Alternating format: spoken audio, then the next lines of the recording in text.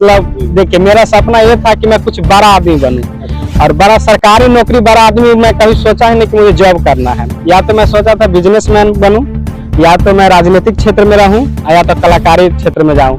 लेकिन देखिए, धीरे धीरे मेरा 25-26 साल का एज है, मैं तीनों चीज में एंट्री कर लिया हूँ। पॉलिटिक्स में एंट्री हो गया, मेरा बिजनेस का खुद का है मुंबई में। आपको बता दूं कि राजनीति में एंट्री हो गया है। तो स्ट्रगल करते करते मुझे ये सब प्राप्त हो रहा है। नमस्कार, बेमिसाल इंडिया न्यूज देख रहे हैं। हमारे साथ आज एक ऐसा शख्स है जो कभी मुंबई के सड़कों पर सोया है, यानी कहे तो गरीबी को इस प्रकार से इन्होंने मात दिया है। अपने आप में इतना विश्वास रखते हैं कि आज के दौर में जो नए नए कलाकार बनते हैं और वह समाप्ति भी हो जाते हैं। लेकिन हमारे साथ जो शख्स है, पहले हम आप लोगों को बता दें, मुंबई के सड़कों पर कभी सोते थे और आज बिहार के नंबर 1 कोचिंग संस्थान निराला विद्या मंदिर के एम्बेसडर भी है, और वीआईपी सुप्रीमो मुकेश सहनी की जो पार्टी है वीआईपी, उनका जो एक तरह से कहे तो ये प्रचारक भी है, प्रवक्ता भी है। इनसे हम बात करेंगे और इनके जीवन में क्या क्या कठिनाई आई है और कब से ये अपने सिंगिंग लाइन में है, यानी गीतकार, कब से ये गायक बने, सारी चीज इनसे हम जानने की कोशिश करेंगे। तो सबसे पहले स्वागत है बेमिसाल इंडिया न्यूज पर। जी नमस्ते। बेमिसाल इंडिया के आपके जितने भी दर्शक हैं, सबको मेरे तरफ से दिल की गहराई से नमस्कार है। आपने ऑफ कैमरा बताया है कि आप कभी मुंबई के सड़कों पर जाकर के सोते थे, जब आप मतलब कलाकार के दुनिया में जब गए थे, क्या थी वो समस्या, थोड़ा बताया हमको। ये जो आप पहले मैं बताया हूँ, ये रियल घटना है। जब मैं मुंबई गया था दिल्ली से ग्रेजुएशन फाइनल करके, तो मुंबई सबको पता है कि स्ट्रगल करना ही पड़ता है। बिना स्ट्रगल का मुंबई में आप सर्वाइव नहीं कर पाइएगा। और वहाँ अगर आपके फीडबैक में कोई जान पहचान का नहीं है तो और दिक्कत होता है। तो वहाँ पे मुझे करीब 2 से 3 महीना बहुत स्ट्रगल करना पड़ा। आपने जैसे कहा कि रोड पे सोना पड़ा, ये रियल है और होता है बहुत। जैसे बड़ा बड़ा जैसे अमिताभ बच्चन है, उसको भी मरीन ड्राइव के पास सोना पड़ा। नवाजुद्दीन सिद्दीकी है, उनको भी सोना पड़ा।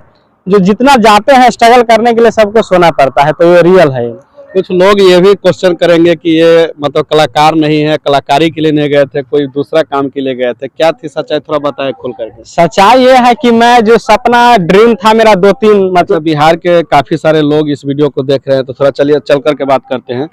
तो ये बताएं थोड़ा, आप बिहार के कहाँ से बिलोंग करते हैं, ताकि जो हमारे दर्शक है वो भी समझ सकें। जी, मैं आपको बता दूं अपने बारे में कि मेरा एक ऊपरी पड़ता है ब्लॉक, सीतामढ़ी डिस्ट्रिक्ट के अंदर में आता है। भिट्ठा जलालपुर पंचायत हो गया, जलालपुर ग्राम है मेरा, वहीं से मैं बिलोंग करता हूं। और मैं बता दूं कि ये जो नेशनल हाईवे गई हुई है, जस्ट बगल में ही मेरा गांव है जलालपुर। इधर सामने मैं चाहूंगा कैमरा मैन एक बार दिखा दीजिए जो गांव है। हाँ, ये गांव है।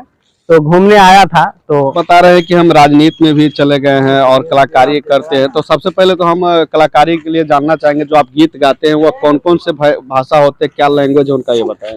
हाँ, मेरा उसमें कई लैंग्वेज में होता है। मैथिली में होता है, भोजपुरी में होता है, बज्रिका भाषा है उसमें होता है। ये सब में मैं गा चुका हूँ और कई गाना मेरा हिट भी हो चुका है। अच्छा, कोई आपका जो गाना हिट हुआ थोड़ा उसको भी सुना दे। इधर आ जाइए, जैसे मेरा गाना निकला, इधर आ जाइए। इधर कौन सा गाना है जो आपका हिट हुआ और सबसे ज्यादा उसको आप पसंद करते, थोड़ा सुनाए ताकि हमारे दर्शक। हाँ, वो मैथिली भाषा में है और वो शादी विवाह का दहेज प्रथा पर मैंने गाया था। वो बहुत अच्छा उसका रिस्पांस आया था। मैं उसका 2 लाइन सुनाने का कोशिश करूंगा आपको। गाने का बोल ऐसे है कि शादी में दिलियो तोरा गाड़िया पाछी, जेबो नहीं पता लाब सुन रे गाछी, पैसा हम दिलियो तोरा मुठा के मुठा, मारबे तो केस कर देबो कोरा फोटा, मारबे तो केस कर देबो कोरा फोटा। मिथिलांचल का भाषा है। अच्छा, ये तो सही में जो गांव देहात में ऐसा होता है जी। और भी कोई गाना है जो थोड़ा 2 लाइन सुनाए ताकि जो लोग सुन सके आपकी आवाज को। हाँ, वो गाना बहुत सारा है। जैसे मैं आपको सुना दूं, राजनीति पे मैंने गाया था। जैसे चुनाव वगैरह हार जाता है लोग, तो उस पे भी मैंने गाया है। पैसा वैसा लेकर के नहीं देता है वोट, उस पे। गाने का बोल ऐसा है, कैलस जात पात पर वोटिंग, जनता कैले बहम से चीटिंग, कैलस जात पात पर वोटिंग, जनता कैले बहम से चीटिंग, बाबा हो पैसा लेके नदी हलस भोटबा गाँव में, हार गईली हम चुनाव में ना। आपका गला बहुत अच्छा है, जब हम सुनते हैं तो लगता है कि सच में कोई गायक गा रहा है। अच्छा, एक चीज और हम जानना चाहेंगे, आप जो है ये निराला का जो है एम्बेसडर जो आप कहते हैं कि ये टी शर्ट भी पहने हुए हैं, इसके बारे में थोड़ा बताइए, इससे कब आप जुड़े थे? हाँ, मैं बता दूं, स्पेशली मैं बताऊं, निराला का मैं संस्था का मैं ब्रांड एम्बेसडर हूं, जो उत्तरी बिहार का सबसे बड़ा संस्थान है ये। और इसका हिस्ट्री में बताने का कोशिश करूंगा। जब से चालू हुआ है 2007 से संस्था चल रही है, और मैं 2014-15 बैच का स्टूडेंट हूँ। और वहीं पे मैं एक सपना था मेरा कि मैं पढ़ूं यहाँ पे, और अच्छा अंक से मैं प्राप्त हो गया, पास हो गया। उसके बाद धीरे धीरे मैं बता दूं कि शुरू से स्ट्रगल बहुत रहा है ना, कि मैं जो सोचा हूँ, जो हार्ड वर्क किया हूँ खुद को। कभी मैं अपना टावर चौक है पुपरी का, जानते होंगे आप, वहां पे मैं खड़ा हुआ हूँ करीब 15-16 दिन और मजदूरी किया हूँ। उसके बाद बहुत जगह डीएवी गली है, उसमें मैंने काम किया है। मतलब जमीनी स्तर से मैंने काम करके तो सपना मुझे साकार होते चला गया ना, तो मुझे लग रहा था कि निराला का इसमें सबसे बड़ा योगदान है। तो मैं निराला के लिए काम करते चला गया। आज देखिए कि पूरा उत्तरी बिहार का वो संस्था है इतना बड़ा, और मुझे वहाँ पे ब्रांड एम्बेसडर बना दिया गया है। तो इसके लिए मैं सर को बहुत बहुत धन्यवाद देना चाहूंगा। अच्छा, निराला से सुने हैं कि आप पढ़े भी है वहाँ पर, क्या था उसका? हाँ, तो पढ़े थोड़ा बताएं। हाँ, 2014-15 का मैं बैच में पढ़ा था वहाँ पे। बहुत कमजोर हुआ करता था उस समय, तो वहां से मैंने क्वालिफाइड कर गया। और वहाँ का हिस्ट्री में आपको बता दूं कि निराला संस्था में एक गरीब परिवार का अगर बच्चा भी जाता है, जो इसके पास पैसा वैसा नहीं है, बहुत गरीब लोग फैमिली से बिलोंग करते हैं वो, तो वहां पर अगर चले गए तो जरूर है कि अपना लाइफ में इंक्रीज करेंगे वो, ये तो 100% है। क्योंकि मैं खुद का एक्सपीरियंस है मेरा कि जो मेरे जैसा कमजोर स्टूडेंट्स इतना लेवल तक पहुंच सकता है, तो जो इसका बैकग्राउंड अच्छा हो वो कहीं भी पहुंच सकता है।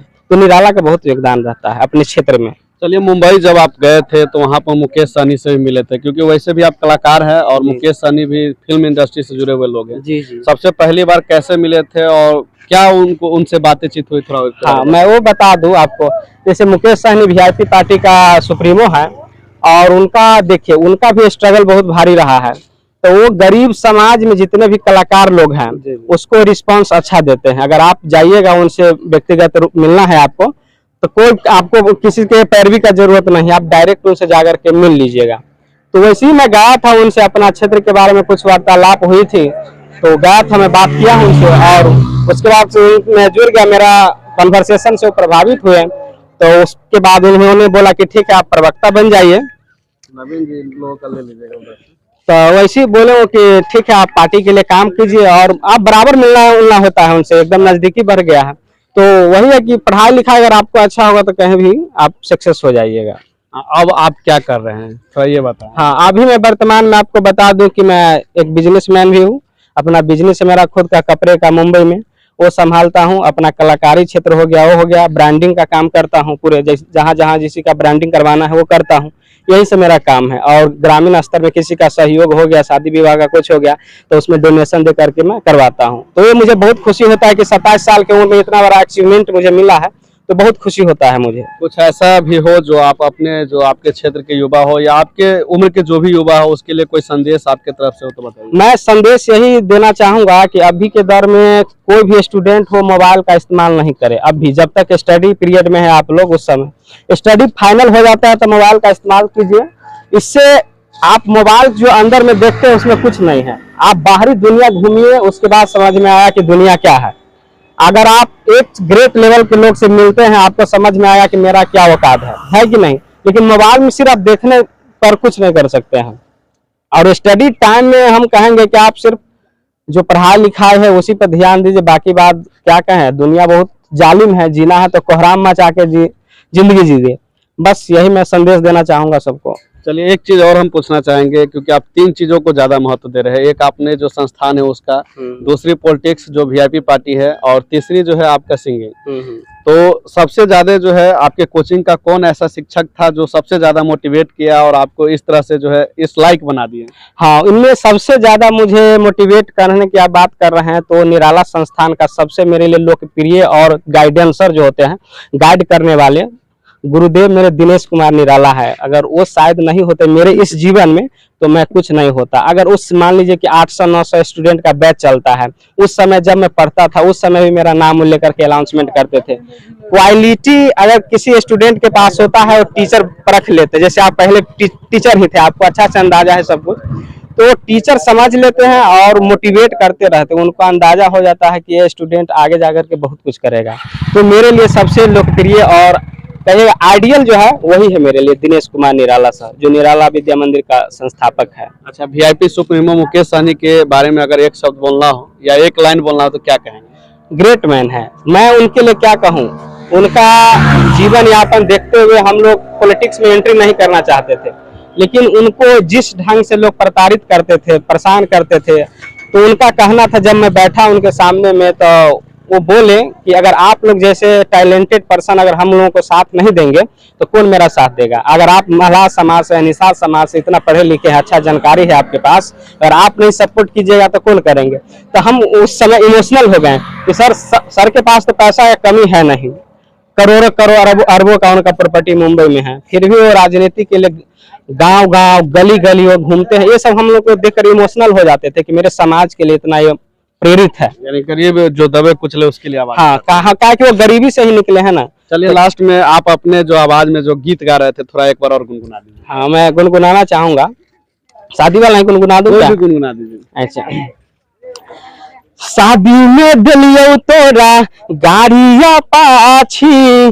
जब नहीं पता लाब सुनरे गाछी, पैसा हम दिलियो तोरा मुठा के मुठा, मारबे तो केस कर देबो कोरा फोटा, मारबे तो केस कर देबो कोरा फोटा। और इसका अगला अंतरा मैं सुना दूं आप लोगों को। ठीक है। जैसे वो परेशान हो जाती है तो पुलिस को इंफॉर्मेशन कर देती है पत्नी, तो कहता है कि ज्यादा जे बोलब है तो पुलिस के बजाबो, आ पुलिस बजा क तो हर चुतर फुलबो, रे रे रे सुन रे लडुआ, ज्यादा जे बोलब है तो पुलिस के बजाबो, पुलिस बाजा का तोहर चुतर फुलबो, मार मार के तोहर तो फुला दे तो पूठा, मारबे तो केस कर देबो कोरा फोटा, मारबे तो केस कर देबो कोरा फोटा। लड्डू लहरिया के नाम से फेमस है और बता दें ये बहुत अपने जो है अपने जीवन में जो है गरीबी को बहुत करीबी से देखे हैं और इन्होंने जो है जिस तरह से गायकी को यानी कि सिंगिंग को जिस तरह से बचपन से लिए है उसी तरह से जो है अब पॉलिटिक्स को भी ले चुके हैं और ये अपने समाज में एक तरह से कहे तो उभरते कलाकार भी है। तो आप लोगों से विनती रहेगा कि जो भी लोग इस वीडियो को देख रहे हैं, हमारे चैनल से जो भी लोग जुड़े हुए हैं ऐसे ऐसे कलाकारों को सपोर्ट करें। बस कुछ करना नहीं, आपको पैसा तो लगाना नहीं, वीडियो को लाइक कीजिए और ज्यादा से ज्यादा दबा करके शेयर कीजिए। इस वीडियो से मैं विदा चाहूंगा। संजीत देखते रहिए बेमिसाल इंडिया न्यूज को। धन्यवाद।